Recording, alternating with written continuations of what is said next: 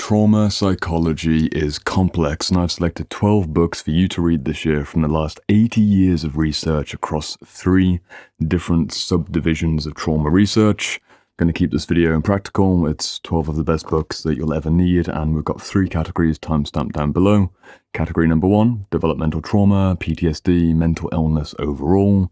Category number 2, leading with Peter Levine in an unspoken voice, is somatic therapy, and also looking at the emotional aspect of trauma. And my favorite category, category number 3, is existential trauma. We're going to be answering the questions of why even bother living when all these horrific things have happened to me, because that personally was the most important question that I needed the answer to myself. 3 categories timestamped down below. We've got the 3 team captains, as it were, of Complex PTSD by Pete Walker, In an Unspoken Voice by Peter Levine, and Trauma and the Soul by Donald Kalshed. And we're having a bit of fun with what would otherwise be quite a boring book video. Nonetheless, going to do everything I possibly can in as short a time period as possible so that you can just go and read the books offline and slowly but intentionally heal the damage from the past. Let's begin with the first category, Complex PTSD by Pete Walker. This is, without a doubt, as many people have said, the best introduction to the whys and the hows and how to possibly heal when it comes to trauma. And if you want something a bit more highly developed, then go for Healing Developmental Trauma. This book is more of a classic textbook by Lawrence Heller and Brad Kamer. I'm pretty sure it's Brad Kamer. Yeah, Brad Kamer. This is like high school level, and this is more college level. If you just want to get 2 overviews straight out the way, I don't have much more to say on these. They are introductions to trauma. This one's more developmental, focused on childhood. This one's focused more on PTSD overall, which can include adult experiences. If you want to go back into the past from the 1970s, I believe, then look at The Anatomy of Mental Illness by Dr. Arthur Janov. If you recognize the name, it's because he's the founder of Primal Scream Therapy.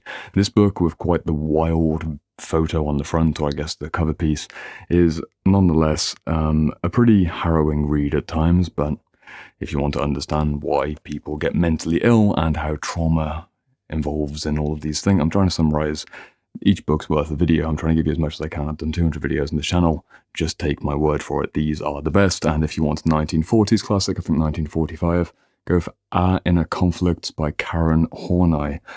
Karen was working with Abraham Maslow and also at the same time as Alfred Adler in a variety of what is neurosis and how do we heal it. Just fantastic books. These 4 books together, and they are your introduction to trauma. I'm being as quick as I possibly can. I'm not going into the details. I just want you to buy the books. This is an introduction video. Moving into the second category, we now have ways of working with trauma, specifically with the somatic body-based approach, which is clearing the trauma from the body, and also looking at all those heavy emotions. Start with Peter Levine in an Unspoken Voice, the founder of somatic experiencing. I'm sure you've heard of this modality before. This is my personal favorite from Peter Levine, and you're going to learn how to shake off the trauma, not necessarily always shaking it off, but you'll understand the biomechanics, you'll understand a bit of the neurobiology and why exactly the body does keep the score, as the famous book has wonderfully captured our imagination. You could read that book if you want to, but I recommend that you go with these books because you're probably going to get more out of them. And then once you've read that In an Unspoken Voice, go for The Voice of the Body by Alexander Lowen.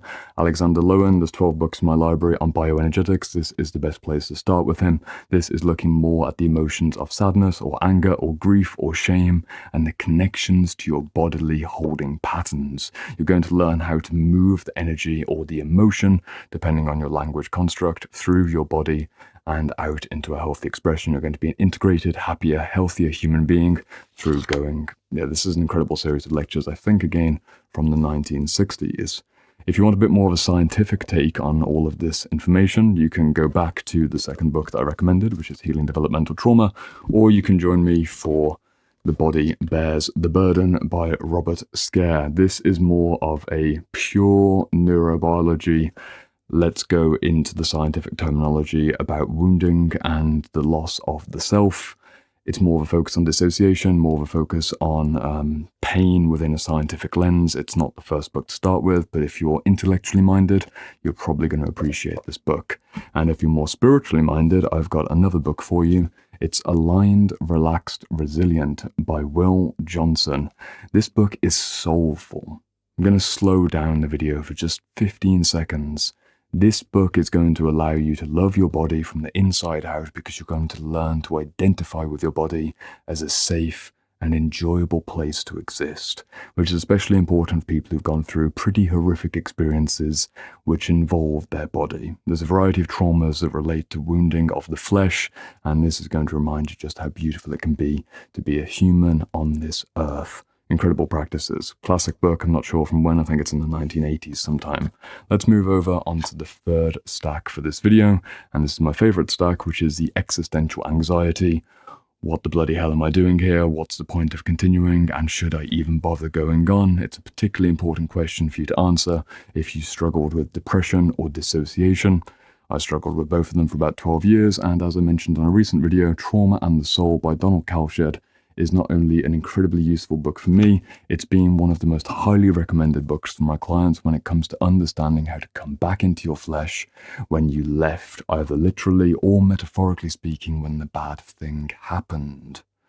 Read this book. It's a bit expensive, but it's worth the quality of 5 books all put together, so just go for this masterwork. It is the single best book on dissociation and disembodiment, and if you think, well, I'm not dissociated or disembodied, just think of all the time that you spend scrolling and screen sucking and otherwise losing hours at a stretch. That is still dissociation. It's a apathetic, chronic, low-grade, everyday dissociation. It might not be a trauma-based situation. This will still help you with that. If you're looking to get more existential answers, then I recommend you go for the classic. I think it's 1974, this book, The Denial of Death by Ernest Becker, a philosophical look at the meaning of life and the meaning of death, which will take you through classic thinkers like Kierkegaard and Nietzsche, and ultimately lead you to a conclusion that we are indeed gods and worms, and there's a special place that we can exist in that middle ground between the two. This book allowed me to almost get my spark back for life. Sometimes you need a bit of a philosophical insight to allow yourself to bring together all of the practical concerns, especially if you're more intellectually minded like myself. You want answers, you want stories, you want a theory. Denial of Death, if you haven't read it yet, you've probably heard of this book before. It's well worth the £10 or £15, as is every single book. One of the ideas for this video is that you don't need to spend 2 years in therapy. You can just go into a secondhand bookseller, spend a couple £100, read these books over the next 6 months, and you're going to be in a fantastic place at the very least to know which therapeutic modality you should spend your money on. Let's keep going on to the existential stack. 2 more books left in this video. Let's go for some Jungian psychology with The Swamplands of the Soul by James Hollis. As you can see from the front here, we're looking at a variety of heavy, swampy emotions. This book is particularly useful if you struggle with grief and shame and apathy. These are the swamplands of the soul. It's why it's in the title of the book. I've recommended this book to clients going through mourning, either through a breakup, a divorce, or the death of a loved one, or maybe regret over something that they've done themselves, something which has caused trauma to someone else. This will help you come back into touch with the meaning of it all and how you can hopefully reconcile either what's been done to you or what you've done to others. Highly recommended to read James Hollis. And if you want a wild card book to finish this video, a book I've never recommended before on this channel, something that's extremely niche, but arguably something which I hope you're going to enjoy, I recommend that you read Metaphor in Practice. As you can see from the subheading there, but I can't because the book's turned away from me. A Professional's Guide to Using the Science of Language in Psychotherapy by Nicholas Torneke. I think that's how you say it. What am I recommending here? I'm recommending a book that shows you how your narrative constructs are defined by metaphors. There's a wonderful section that I think actually captures this, about the idea of conceptual metaphors being the way that we perceive reality. You might be thinking, why is that important when I'm trying to deal with trauma? It's because we're working with stories. We're working with stories about what happened to us and who we are and what it feels like. If you're looking at emotions, you're often using metaphors to describe your emotions. And sometimes I'm going to read you this quote. You've made it all the way to the end of the video. Give me another minute of your time. Let me convince you why you should look at metaphors to heal your trauma. A bit of a quote about 1980s studies, talking about da-da-da-da-da. Anyway, we're going to this part. This is where it was. According to Lakoff and Johnson, who wrote a different book, which is, I think, down here. It's down there. Conceptual metaphors, which are fundamentally metaphors that have a powerful influence on our ways of speaking, and it's basically the expressions that link us together. I could redo this video, probably should. You're still around at this point. You see what I'm trying to do. Arguments are war, ideas are objects, sadness is cold, anger is hot. I have butchered the ending to this video. Doesn't really matter, does it? Just buy the books. You'll forget this video existed. I have slaughtered the end to this video. Don't feel like redoing it because these are weird videos to do, but I know they're extremely helpful for all of the strangers who I'll never hear from. You're not even going to leave a comment. You're just going to go on your way and patiently, privately do the work yourself. And that's what this is all about. I don't need any particular validation or any particular engagement. I know that you're doing the work. Just go back and read at least half of these books. Pick 2 from every stack. Personally speaking, I'd go with the team leaders, the inner unspoken voice, complex PTSD, and trauma in the soul, and then pick another one beneath that. You can do this. It's not an end destination. There's no final outcome of being perfectly healed, but you can be 80% healed enough this year if you make the time to read for an hour, hour and a half, 2 hours per day. You'll find a lot of cohesion within your studies, and then at the very least you'll know which therapeutic pathway to spend your money on for the next stage of your journey. I really like metaphor in theory and practice. The reason I can't go into it too much is I need at least an hour to go into it.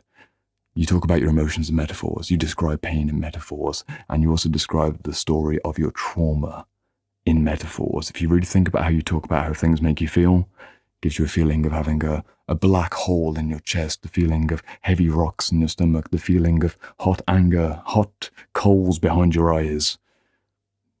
Go for it. But you have to read the book yourself. You have to read all these books yourself. And if you want more direct videos on any particular topic, you can go onto my channel and just take a scroll through, and I'm sure you'll find one, and probably another dozen or so books too. I'll see you over there.